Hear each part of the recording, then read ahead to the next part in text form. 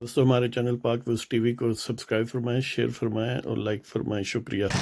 بسم اللہ الرحمن الرحیم، الحمدللہ رب العالمین والصلاة والسلام علی رسولہ الکریم، اما بعد۔ پاک ویوز ٹی وی محمد منشا، السلام علیکم جناب، کیسے ہیں؟ ایک دن کی چھٹی بغیر اجازت سے لے لی، جس کے لیے معذرت۔ تو بسم اللہ کہتے ہیں جی۔ آج کا عنوان ہے کہ پی ٹی آئی کی حکومت میں جو ایک طوفان سا برپا ہے، پینک سٹرکن ہے، وہ کیوں ہے اور کب تک جاری ہے؟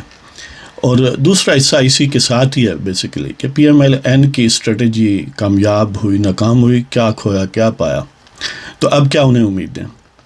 تو بسم اللہ کرتے ہیں۔ آپ کو پتہ ہے کہ ایم کیو ایم پاکستان کے سربراہ خالد مقبول صدیقی، انہوں نے وزارت سے استعفیٰ دے دیا۔ گریونسز گنوائے کہ 2 معاہدے ہوئے، بنی گالہ میں ایک ہوا، اس سے پہلے بہادر آباد میں ہوا، کراچی یا اربن سندھ کے لیے کچھ نہیں کیا گیا، جو بھی کمٹمنٹس تھیں ان کو پورا نہیں کیا گیا۔ لہٰذا ایم کیو ایم اب وقتی طور پر، یعنی یہ ایک وارننگ کے طور پر استعفیٰ دیا ہے، اور یہ واپس نہیں ہوگا کسی صورت میں بھی۔ ان کا مطلب یہ ہے کہ اب ہم وزارت ایٹ اینی کاسٹ جو ہے وہ ریجیکٹ کر چکے ہیں، ہم نہیں لیں گے۔ لیکن حکومت کو وہ کہتے ہیں کہ ابھی سپورٹ کرتے رہیں گے، کولیشن حکومت کے ساتھ رہیں گے اور گورنمنٹ کے بینچوں پر ہی پارلیمنٹ میں بیٹھیں گے۔ اگر یہ معاہدے وغیرہ صحیح ہو گیا تو کنٹینیو رکھیں گے، یعنی ان کی ڈیمانڈز پوری ہو گئیں۔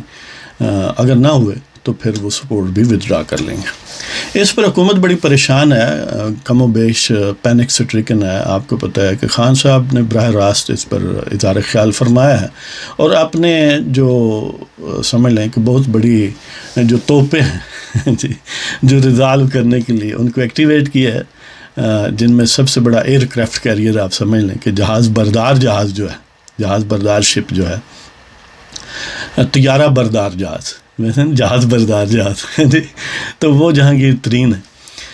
وہ آپ کو میڈیا میں خالد مقبول کے ساتھ ملتا جلتا آج کل نظر آئیں گے۔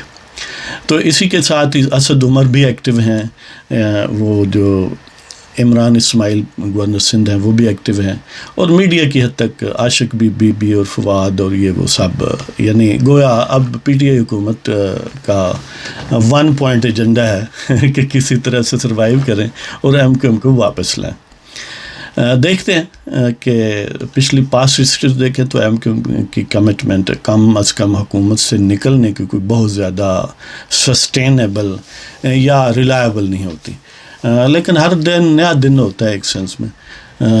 ہو سکتا ہے کہ دی پاورز دیٹ بی، کیونکہ جو کراچی خاص طور پر اور ایم کیو ایم خاص طور پر، اگرچہ پورا ملک کو ڈیلیور تو ڈی ایچ کیو نے کیا ہے پی ٹی آئی کو، لیکن خاص طور پر کراچی کی ساری جو نشستیں پی ٹی آئی کو ملی ہیں، پلس خود ایم کیو ایم جو سسرال سدھاری ہے جی، وہ جی ایچ کیو کی زور بازو کا نتیجہ ہے۔ یعنی باقی ملک کو بھی ڈیلیور کیا گیا، لیکن اس کو کچھ زیادہ ہی ڈیلیور کیا گیا، یعنی یہاں تو بالکل ہی مصنوعی، اس میں کوئی ایک فریکشن بھی پی ٹی آئی کا اپنا نہیں ہے۔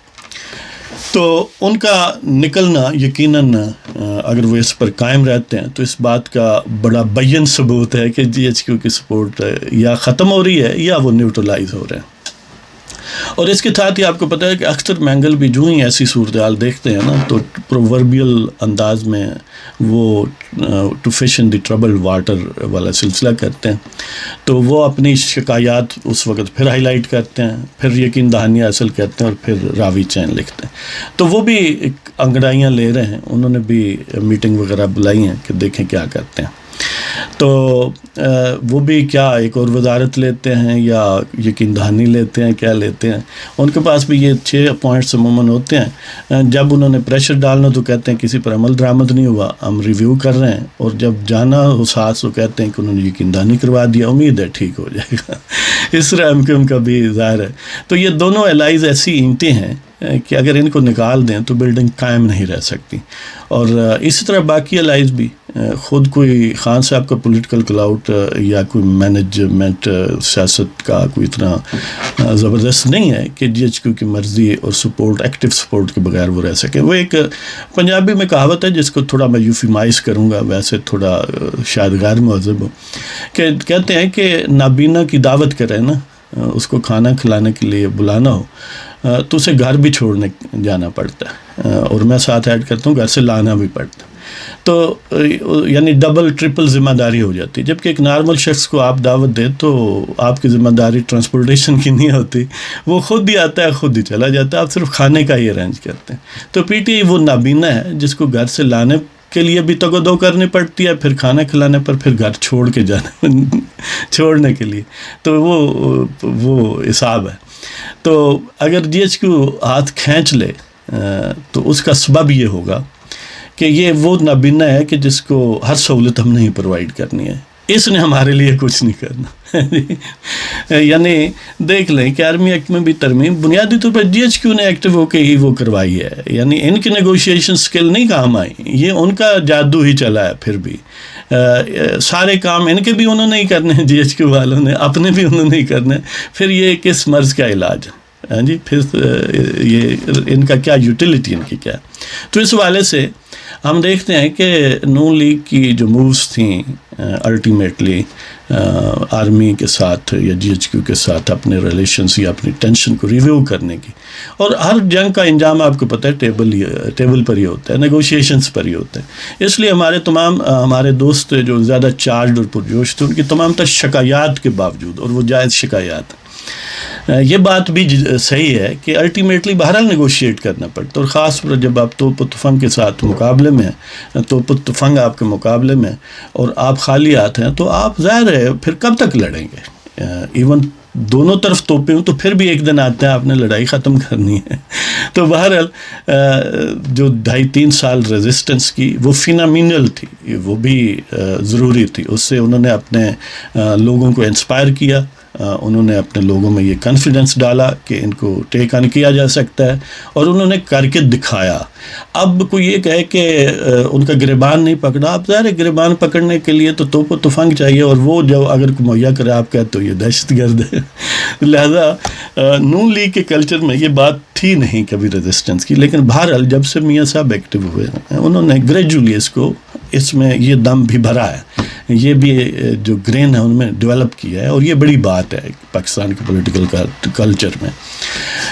نون لیگ نے سب سے زیادہ برنٹ برداشت کیا ہے اس اسٹیبلشمنٹ کا. اس وقت ان کے غضب کا سب سے زیادہ پچھلے 3 سال میں یہی رہے ہیں شکار، اور کیا دو بند پورے خاندان نے کسی حد تک جلا وطنی.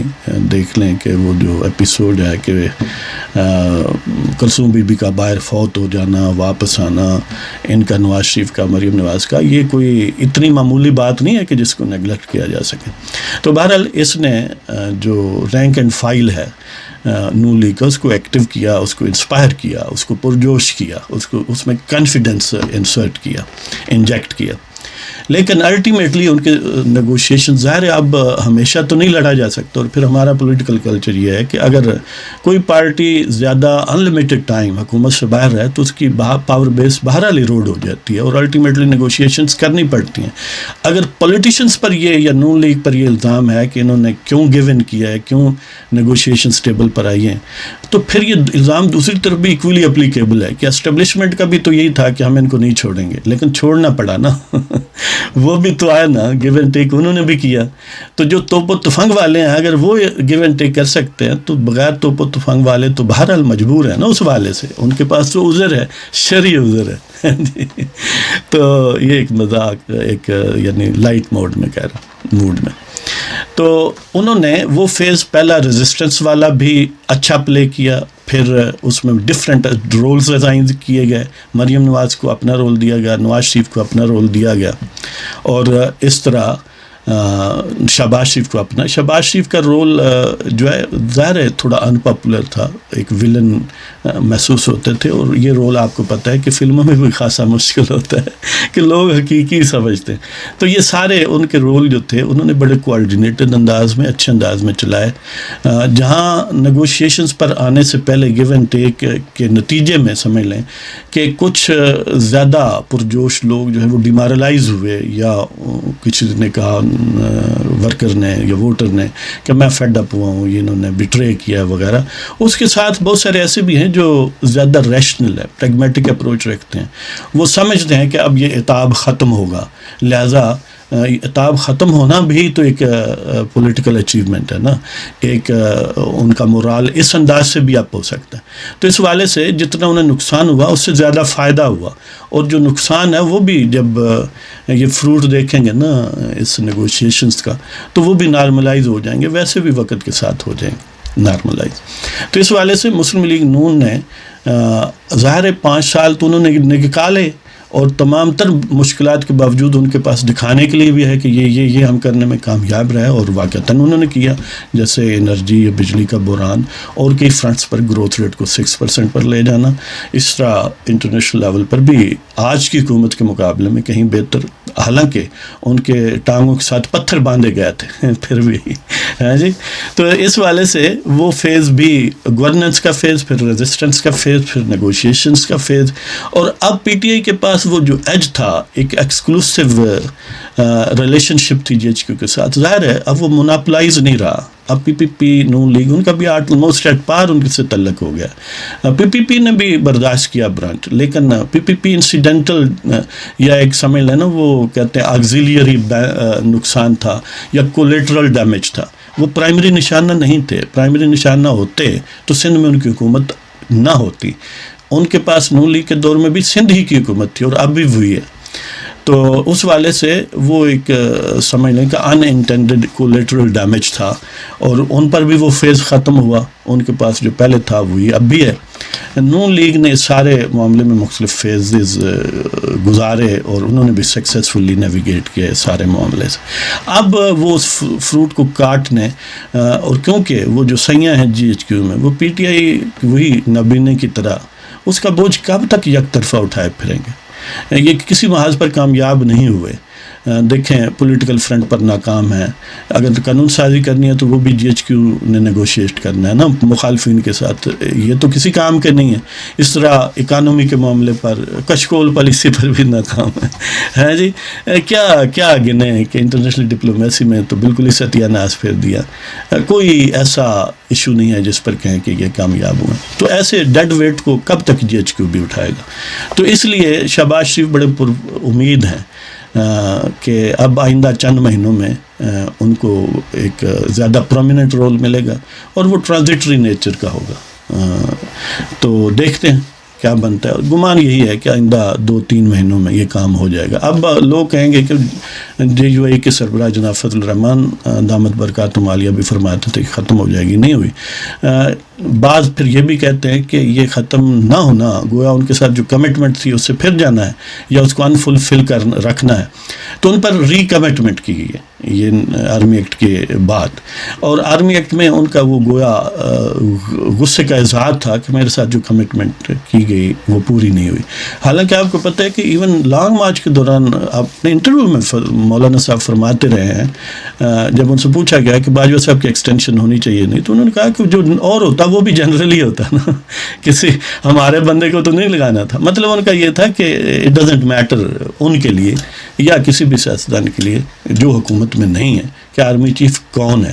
اگرچہ یہ بھی ایک بات ہے، اس پر بھی یہ بات ہو سکتی ہے، لیکن ان کا جو ریئیکشن تھا یہ تھا. مطلب ان کا یہ ہے، مطلب کہنے کا یہ ہے کہ ان کا کوئی پرائمری فوکس نہیں تھا کہ ان کو ایکسٹینشن نہ ملے. وہ یہ فوکس نہیں تھا مارچ کا فوکس یہ تھا کہ یہ حکومت نہ رہے اور الیکشن ہو. اور وہ یہ حکومت چلو مہینے میں نہیں 3 مہینے میں 4 مہینے میں الٹیمیٹلی وہ بھی انڈائریکٹلی یا ڈائریکٹلی پورا ہو جائے گا. اور اس معاملے میں الٹیمیٹلی اب نون لیگ جو ہے وہ ایٹ پیس ہے، اب سکون میں ہے اور بڑی ہوپ فل ہے، اور اس کے ورکرز بھی اب ہوپ فل ہونے جا رہے ہیں. تو اس کے ساتھ ہی یہ ایک مزاحیہ سی وہ پیروڈی ہے وہ آپ کو سناتا چلتا ہوں کہ وہ ہے نا کہ تیرے باجرے دی راکھی اڑیا میں نہ بہندی وے. تو ادھر ہے کہ تیرے باجوے دی راکھی اتنے ہر کوئی بہندی وے، تیرے باجوے دی راکھی اتنے ہر کوئی بہندی وے، سیٹی مار اڈا نہیں مینوں سرخی کہندی وے. تیرے باجوے دی راکھی اتنے ہر کوئی بہندی وے، سیٹی مار اڈا نہیں مینوں سرخی کہندی وے. جے میں اڈی نو تکاں تے اٹھ پیندی وے، جے میں اڈی نو تکاں تے اٹھ پیندی وے. نی تڑیاں ہو تاڑی وجاؤ، نی تڑیاں ہو تاڑی وجاؤ، مہندی اسس کہندی وے. تو اس کے ساتھ ہی پروگرام کا اختتام کرتے ہیں، اور اگر آپ کو پسند آئیں تو ہمارے چینل کو سبسکرائب فرمائیں، شیئر کریں، دوستوں کے ساتھ لائک کریں، کمنٹ کریں، اور اب ہمیں اجازت دیں، خدا حافظ۔